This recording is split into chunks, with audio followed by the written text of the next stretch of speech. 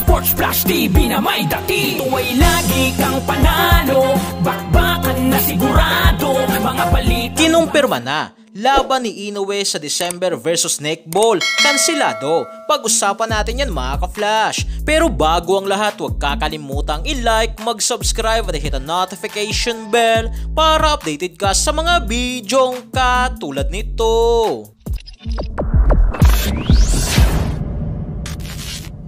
So alam naman natin mga ka-flash na meron na nga pong tatlong nakatakdang laban ang rank number 2 sa buong mundo, pound for pound at kasalukuyang undisputed super bantamweight world champion na sina Naoya the Monster Inoue. Yan nga ay una ay laban kay former unified world champion Murojo Nagmadaliev na mangyayari sa September 14 sa Tokyo, Japan. At pagkatapos nga po dito ay isusunod nito si Snake Ball na balak ganapin sa Saudi Arabia, at sa susunod naman na taon sa buwan ng May ay laban naman kontra sa kapwa nitong Japanese boxer na si Jonto Nakatani. Subalit ang nakatagdang laban nga po ni Inoue versus Snake Ball sa December, ayon nga po sa Yahoo Japan Boxing News ay kansilado na nga po ito na hindi na matutuloy. Kaya ang tanong dito ng mga boxing fans kung sino nga ba ang papalit kay Snake Ball bilang makakalaban ni Inoue sa buwan ng December.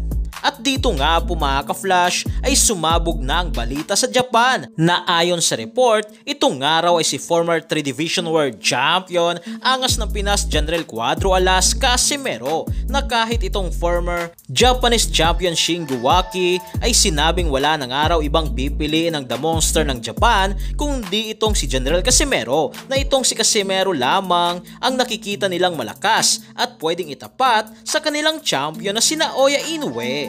Nagpapakita lang nga po ito mga ka-flash na hindi lang tayo mga Pinoy boxing fans ang umaasa sa bakbakang Casimero versus Inoue, kundi pati na rin itong mga Hapones. At ngayon nga sa buwan ng Oktubre mga ka-flash ay mawawala ng isang taong pagkaban ni Casimero sa bansang Japan, kaya ang buwan ng December para sa Casimero versus Inoue ay pwedeng mangyari. Subalit nakadepende pa rin ito sa handler ni Inoue kung papayag ba silang itapat ang kanilang alaga sa ating angas ng Pinas na si Casimero. Habang dito naman sa pinaka-latest post ng Casimero Brothers sa kanilang official Facebook page na Cuadro Alas It's My Boy ay tinanong nga po tayo dito ni Casimero sa kung sino ang kanyang susunod na makakalaban. Ayon nga kay Casimero, hulaan mo, sino sunod ko na kalaban? At ang gustong araw dito ni Casimero na mangyari sa kanyang makakalaban ay magtalian nga raw sila at walang takbuhan. Subalit sa update naman ni Casimero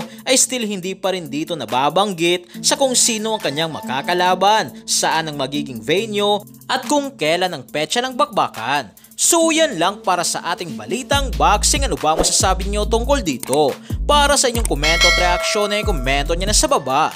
Hanggang sa muli, ito ang The Sports Flash TV.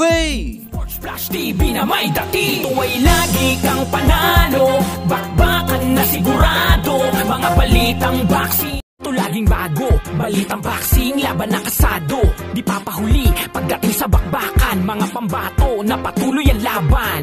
Sasaliksikin ang bawat babalita, talagang diin, bawal ang mahina sa loob ng ring. Merong pambihira, mga kamao na nagiging bida.